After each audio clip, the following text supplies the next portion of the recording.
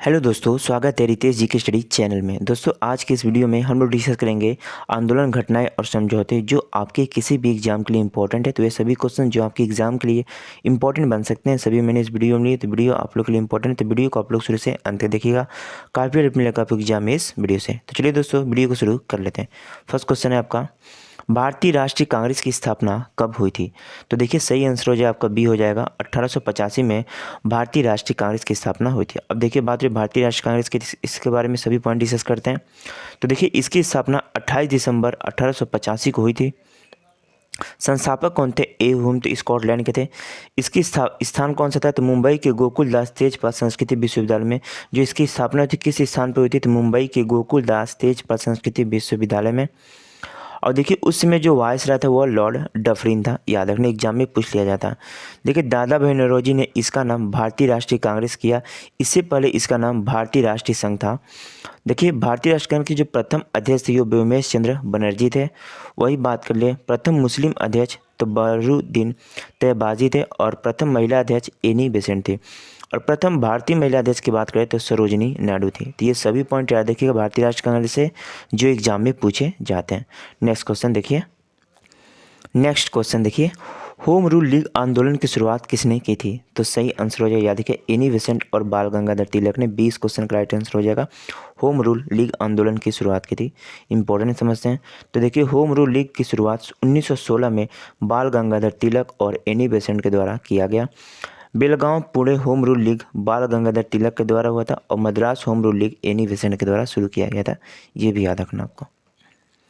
Next है आपका, काला कानून के नाम से प्रसिद्ध एक्ट कौन सा था? मोस्ट इंपॉर्टेंट क्वेश्चन है।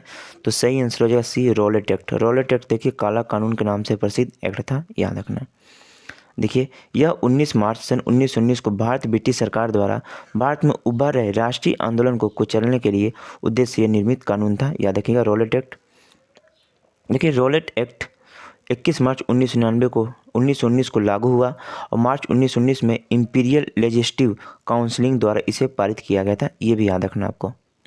देखिए, रॉलेट एक्ट का सरकारी नाम एग्जाम में पूछ लिया जाता तो अराजक और क्रांतिकारी अपराध अधिनियम 1919 था। ये याद रखना इंपॉर्टेंट एग्जाम के लिए।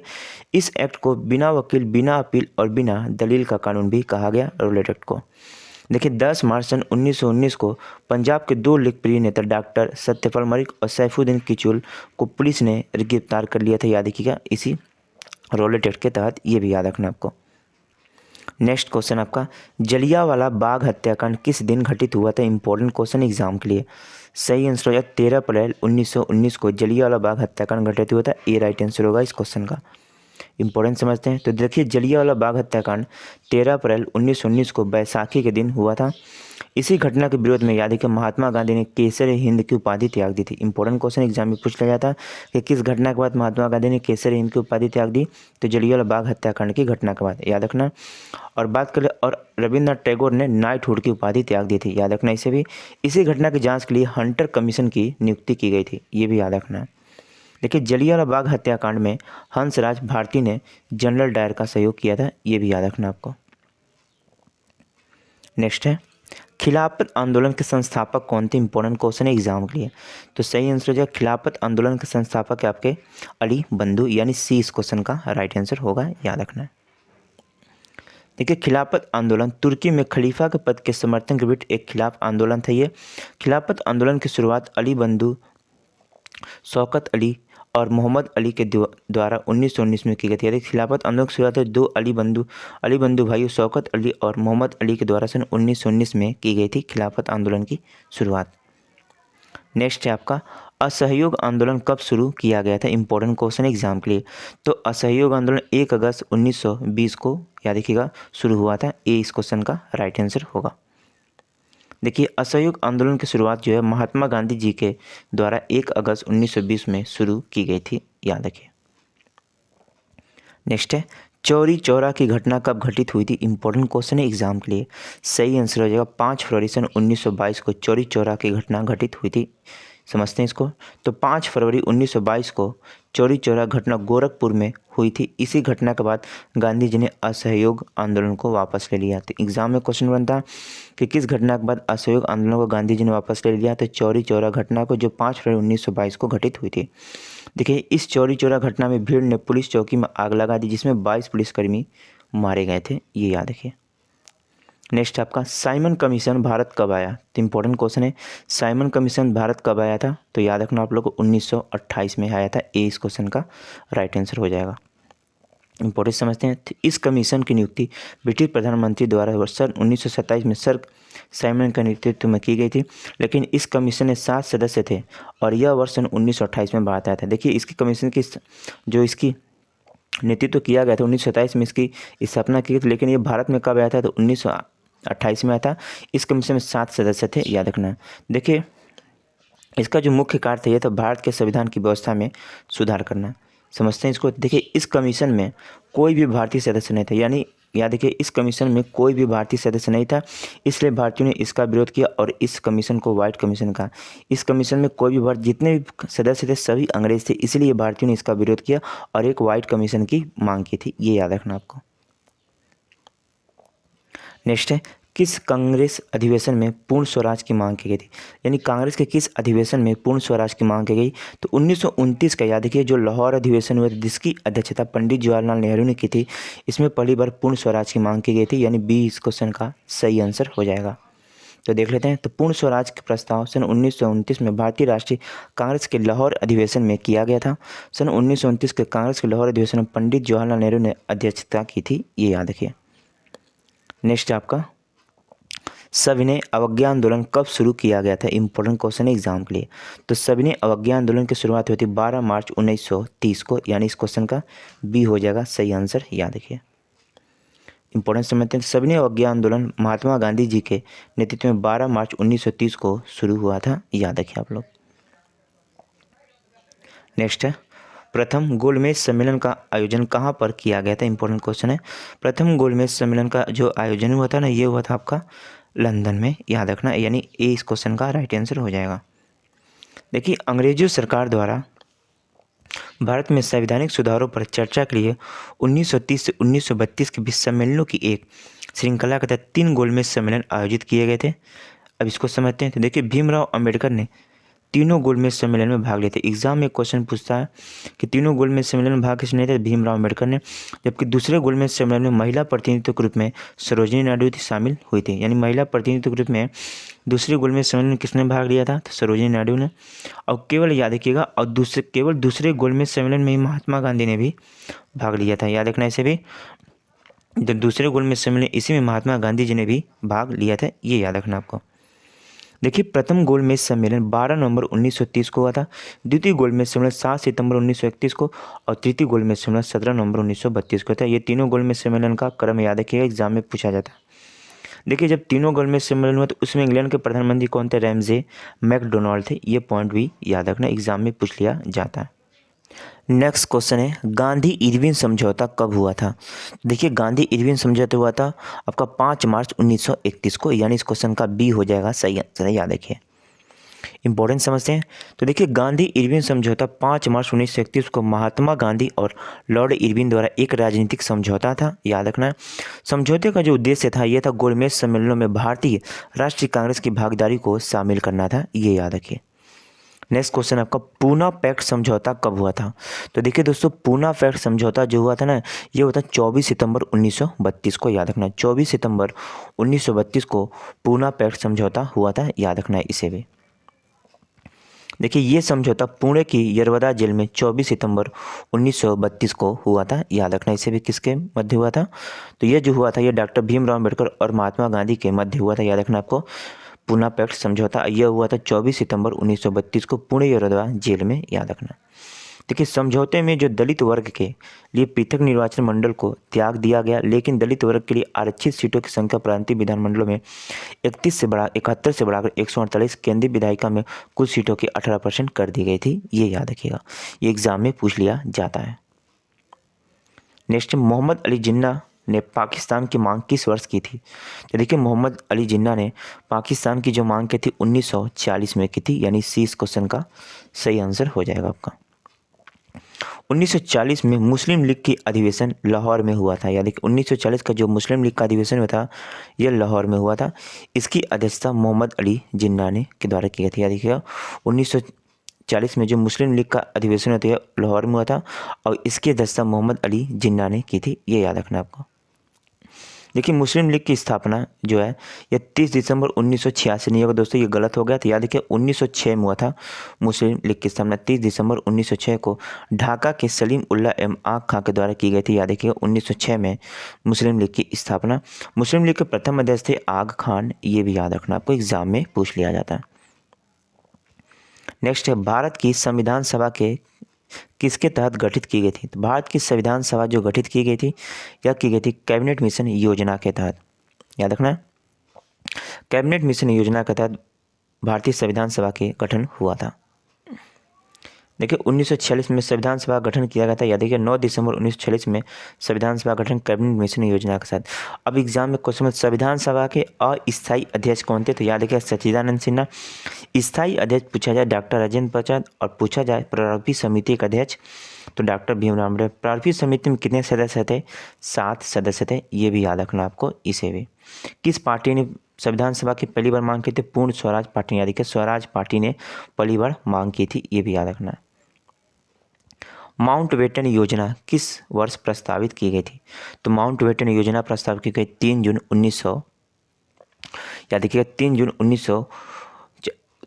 1942 को माउंटबेटन योजना प्रस्तावित की गई थी, ये भी याद रखना। कब की गई थी, 3 जून 1942 को, इसे याद रखिएगा। देखिए 3 जून 1947 को भारत में विभाजन की घोषणा की गई थी और इस योजना के तहत भारत और पाकिस्तान का विभाजन हुआ था, याद रखना है इसे भी। देखिए ब्रिटिश सरकार ने 1937 में भारतीय स्वतंत्रता और अधिनियम 1947 में भारत पारित किया और भारत और पाकिस्तान के लिए पाकिस्तान को विभाजित कर दिया, ये याद रखना है। तो थोड़ा मिस्टेक होगा दोस्तों, याद रखिएगा 3 जून 1947 होगा, इसे याद रखिएगा ऑप्शन में कि माउंटबेटन योजना की मांग की गई 3 जून 1947, ये याद रखिएगा आप लोग। नेक्स्ट है आपका भूदान आंदोलन किसके द्वारा शुरू किया गया था, इंपॉर्टेंट एग्जाम में पूछ लिया जाता। तो 18 अप्रैल 1951 को, याद रखिएगा विनोबा भावे के द्वारा शुरू किया गया था। 18 अप्रैल 1951 ये डेट याद रखिएगा, किसके द्वारा, तो विनोबा भावे के द्वारा शुरू किया गया था भूदान आंदोलन, ये याद रखना आप लोग को, एग्जाम में पूछ लिया जाता है। तो यानी इस क्वेश्चन का जो सही आंसर हो जाएगा विनोबा भावे, ये हो जाएगा इस क्वेश्चन का सही आंसर, ये याद रखिएगा।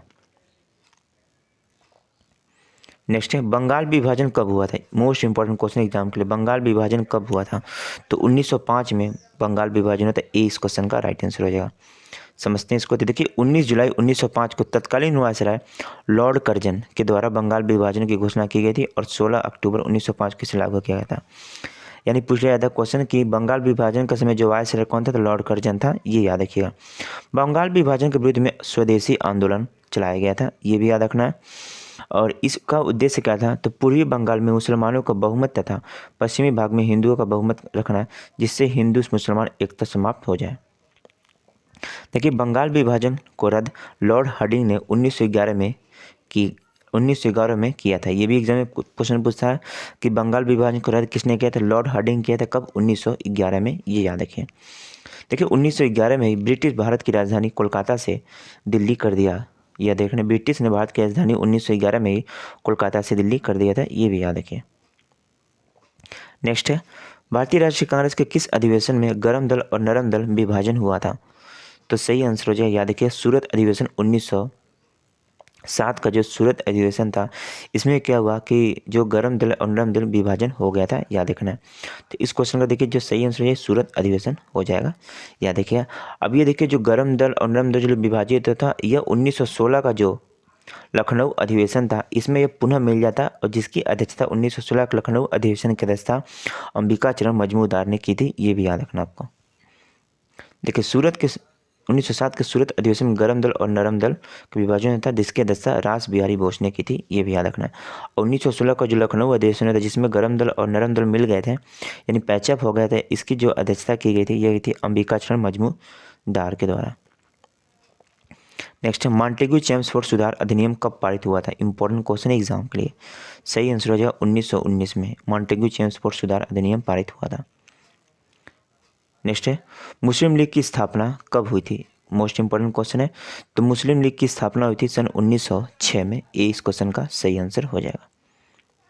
1906 में आग खान ढाका के नवाब सलीमुल्लाह और नवाब मोहसिन उल मुल्क के नेतृत्व में की गई थी, याद रखिए, मुस्लिम लीग की स्थापना।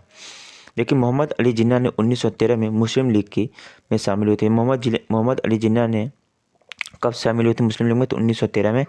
चौधरी रहमान अली ने 1935 में पाकिस्तान शब्द का आविष्कार किया था, याद रखिएगा। चौधरी रहमत अली 1935 में पाकिस्तान शब्द का आविष्कार किया था, याद रखिएगा इसे भी। पाकिस्तान इसका नाम था, बाद में इसका नाम जो पाकिस्तान रखा गया, जिसका जो आविष्कार किया गया था यह चौधरी रहमत अली द्वारा 1935 में किया गया था।